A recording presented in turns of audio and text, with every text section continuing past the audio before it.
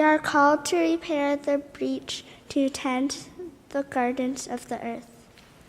So let us honor the one who cares for creation, waters the fields and the farms, grows the harvest, and calls us to protect the cause. Let us worship God. And then he told this parable. A man had a fig tree planted in his vineyard, and he came looking for fruit on it, and found none.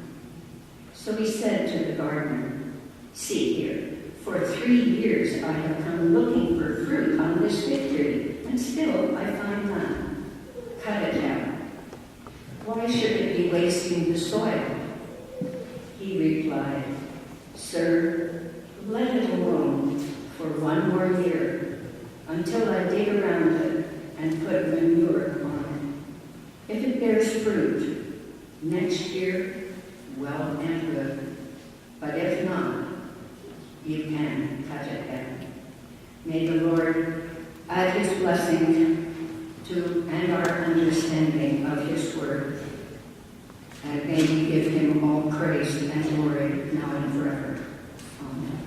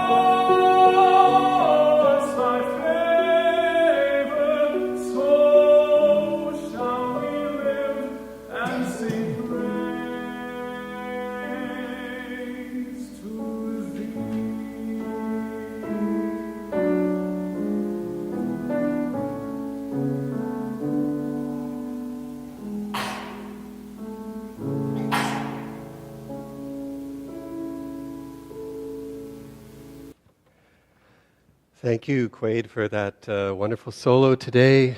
Thank you to the choir for all the music that you provide us with in our services throughout the year.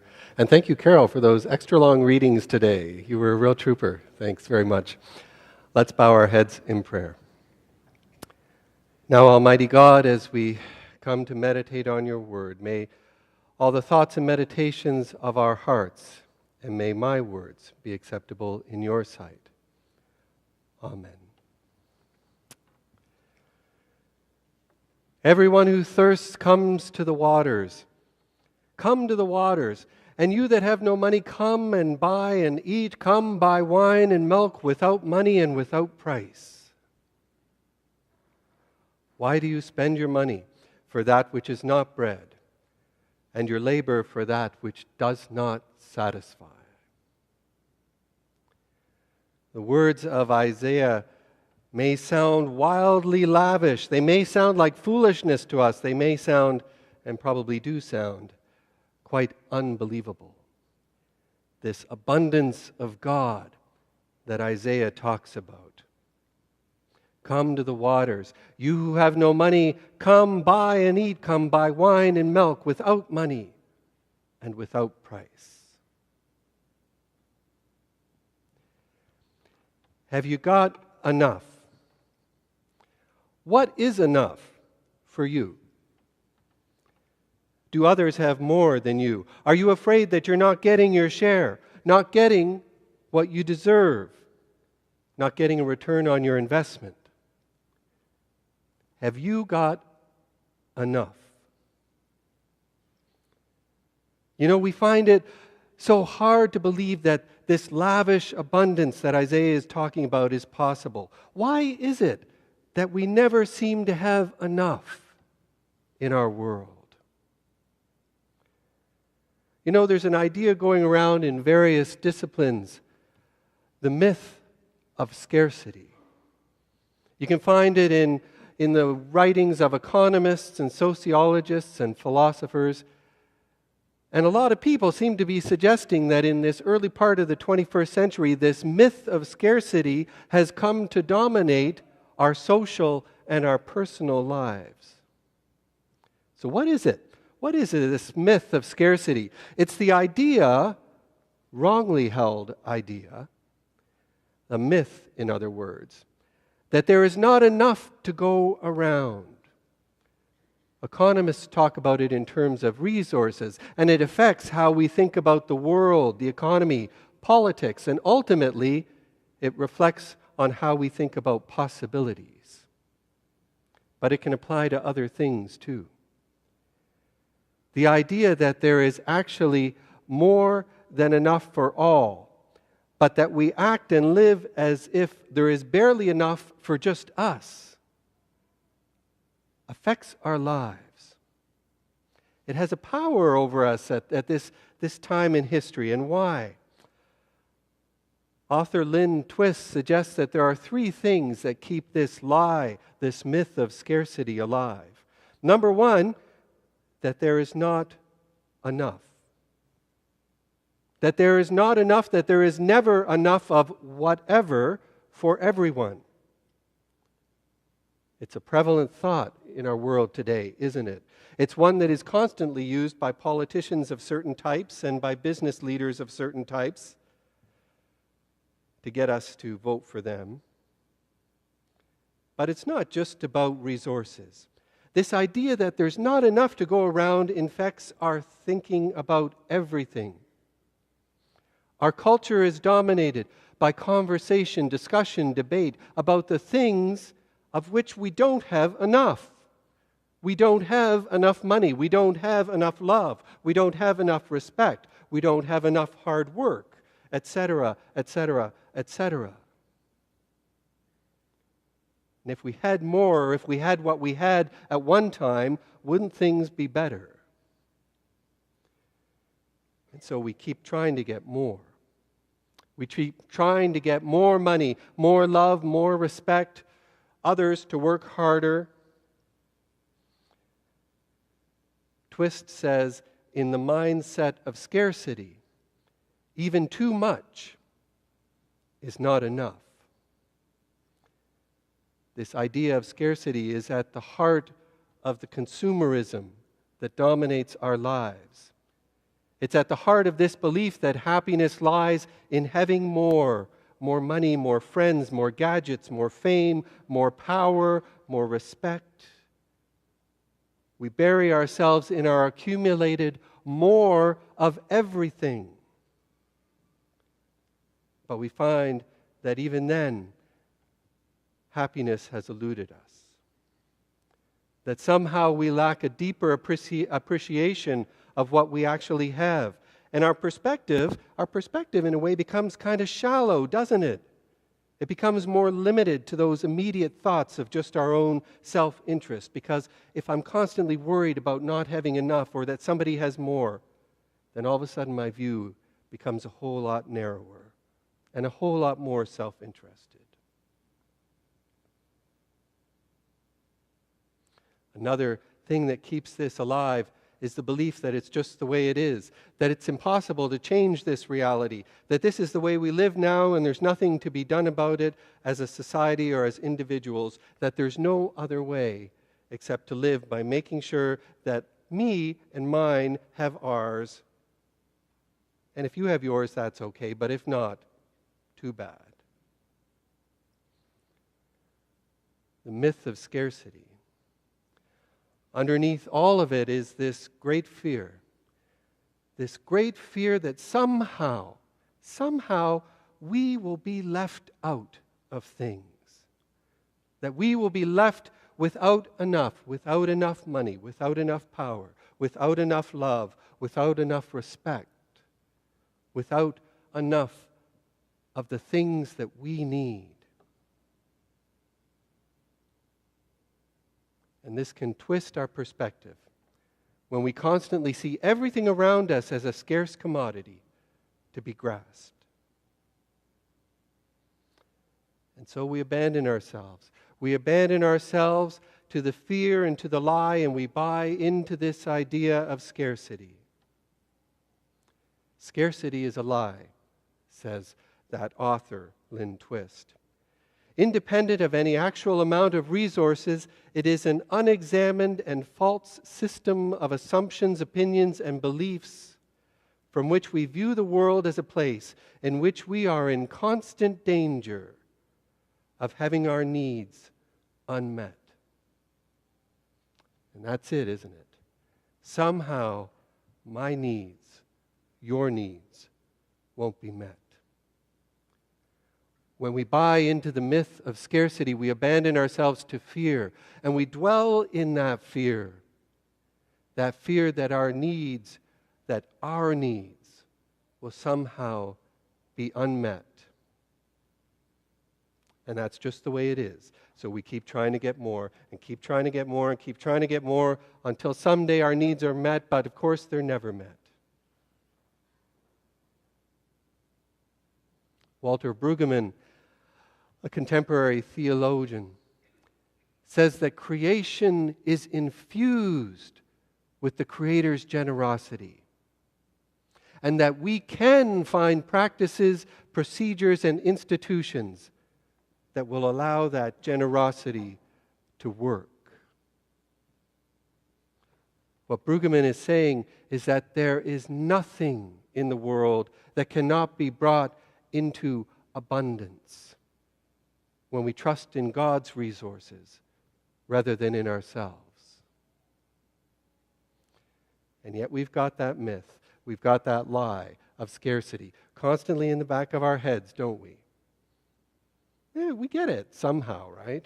I mean, we get the idea. We get the idea that the more you give it, the more you're going to get. Maybe some of us have that experience. We can say, okay, well, that maybe works in love, maybe in kindness. The more I give, the more I get. But when it comes to other things, oh, no. No. We can't trust God there, can we?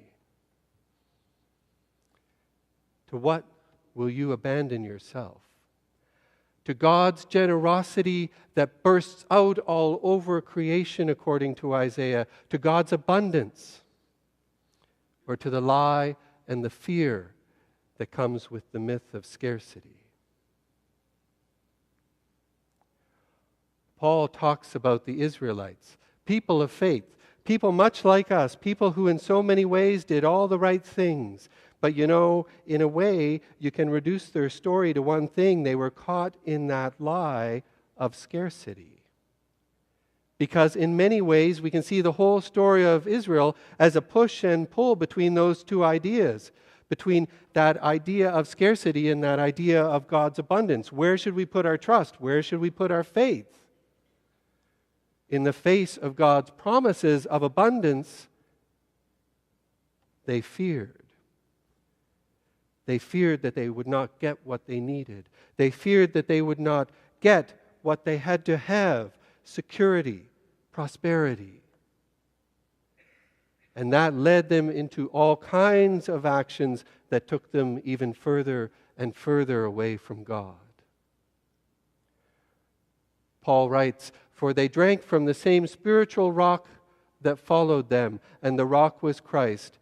Nevertheless, God was not pleased with most of them, and they were struck down in the wilderness." They were faithful people, but they couldn't get past that fear. Now, note that it does not say that God struck them down in the wilderness. It says that God was not pleased. But their spiritual wilderness came about through the focus of their thoughts and actions, through their fear, through their failure to let themselves believe in God's abundance. And Paul warns us that the same fate can befall us, regardless of how solidly religious we think we are. To what will you abandon yourself? To God's generosity that bursts out all over creation, to God's abundance, or to the lie and the fear that comes with scarcity? What need do you fear will be unmet? What need do you fear will be unmet? What need do you fear God will be incapable of granting? We can ask this as individuals, and we can ask this as communities too. In our gospel reading today, some people came to Jesus and told him about these Galileans who had been killed by Pilate while they were in the middle of their religious duties, offering sacrifices. And they had been killed by Pilate, and their blood had mingled with the blood of their sacrifices. It's a kind of a strange story, and we don't really have a clear idea of who of these Galileans were, but many scholars identify them with a movement that was started by someone named Judas of Galilee. Judas, it was a common name at the time, not the Judas that we read about in the Easter story, but Judas of Galilee began an opposition when the Romans brought in that tax. You remember at Christmas time we talked about the tax that Quirinius brought in at the time that Jesus was born. Well, at the same time, this Judas of Galilee began a revolt against Rome.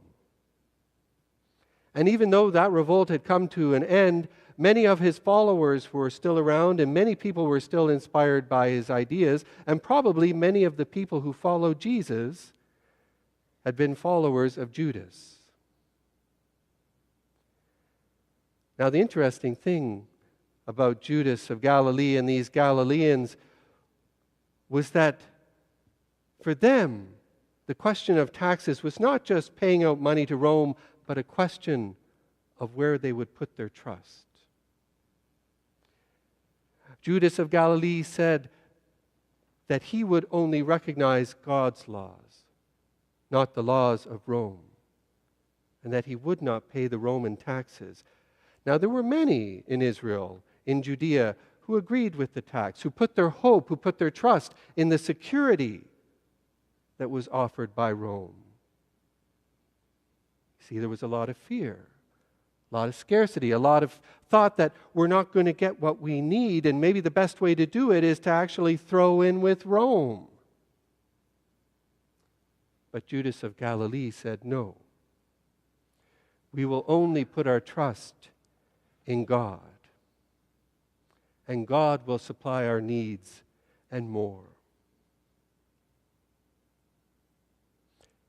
Even then, those who wanted to understand the tragedy of those Galilean deaths spoke to Jesus, and they talked about it in terms of the Galileans being on some sort of losing end of a transaction, as if there was not enough of something that they had, that somehow God had turned them against them. But Jesus told them. Jesus told those who were talking to him that they were wrong.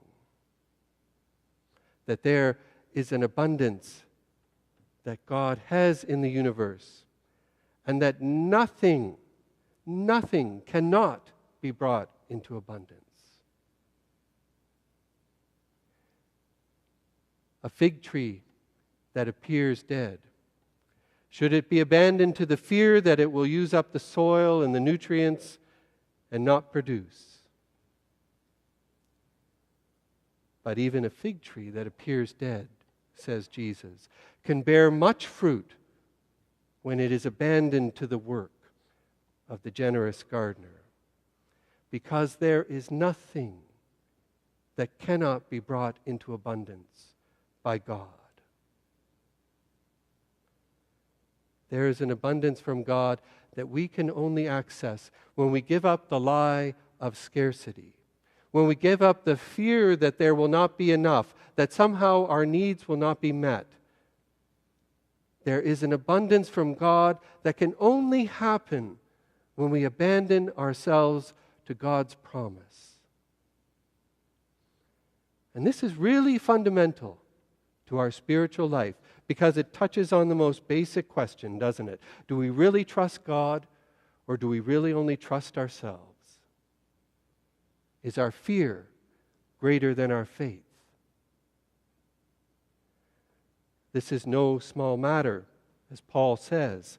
Those who came before drank from the same spiritual rock that followed them. That rock was Christ. But God was not pleased with most of them, because of where they put their trust. And as a result of where they put their trust, they found themselves struck down in the wilderness. So if you think you are standing, watch out that you do not fall, says Paul. Abundance does not come from a place of fear, but from the faith that gives itself over to God. To what will you abandon yourself today? To God's generosity that bursts out all over creation? To God's abundance? Or to the lie and the fear of scarcity?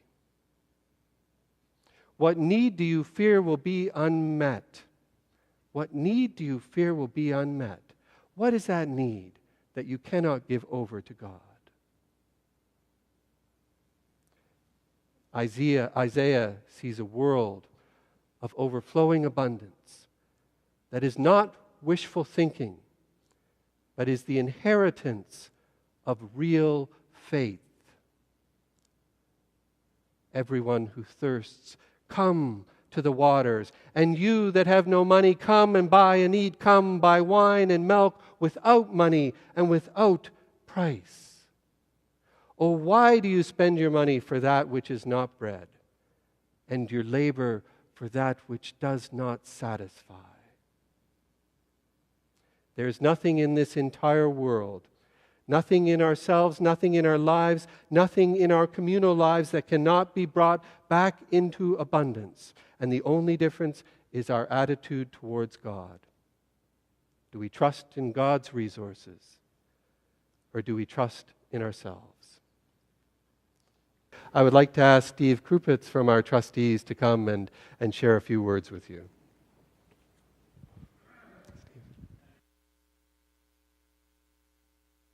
As a member of the trustee, I'm here as a member of the congregation. My wife and I joined this congregation a little over 30 years ago. And back in the day, many of you who were here will remember, we had two services, right? We had the early one and the late one. We came to the late one. It fit our lives. It was better. About 15 years ago, my son decided that he would like to learn the great Canadian sport of curling. And that didn't work so well with the 11 o'clock service because lessons were being held at 11 o'clock or 1. So we became people who attended the early service.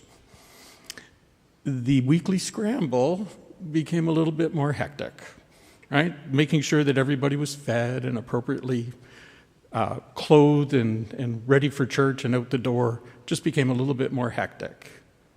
Same thing with the offering. Where's this week's envelope? Do you have cash? We can do the check. Where's the checkbook? We started pre-authorized givings. And that's what I'm here to talk about, is pre-authorized givings. It was easier for us. I'm here to tell you it's easier for you if you'd like to give it a whirl. We've been doing that for over 15 years now. Comes out on the 15th of the month. It's nice, it's simple, it's easy. I understand, the church understands that there is a desire amongst some of you to make sure that you're putting something in the collection plate as it passes. If you're interested, there are little cards at the usher station that you can pick up and add to the collection plate as it passes. You don't need to. My normal spot when we come on Sundays is up in the balcony. We like to sit in the middle of the pew, as far away from the ushers as we can get. It's for line of sight, but it's easier on the ushers if I don't even bother with the card. And it's easy. Simple nod of the head, little wave of my hand. The usher knows I'm on pre-authorized givings.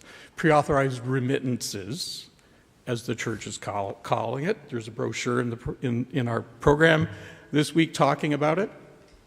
But I'm going to talk about what it does for me and what it does for my wife and our family. Tax receipts. Real easy to know whether or not the balance on the tax receipt that I get from the church is right, because I've set it all up in advance. Actually, I've never found an error. The church does a very good job of, of sending those out. But I know exactly what I plan to give. I divide it in 12 monthly installments, and it comes out automatically, like many other expenses that I have. It's easier on the ushers. They don't have to scramble down the pew in order to give me the collection plate and pass and worry about passing that on, because it's a little sparsely populated up in the balcony. Often we're the only people sitting in the middle of the pew. People have to count the cash. People have to reconcile the cash. People have to make deposits for the checks. None of that has to happen for the money that I give. And it's easier for St. Andrews. The brochure talks about some of the benefits for St. Andrews and some of the benefits for the church in general. Consider it, if you're willing, for what it does for St. Andrews, what it'll do for you in terms of making your life a little less hectic every Sunday morning as you're getting ready to come to church. Thanks.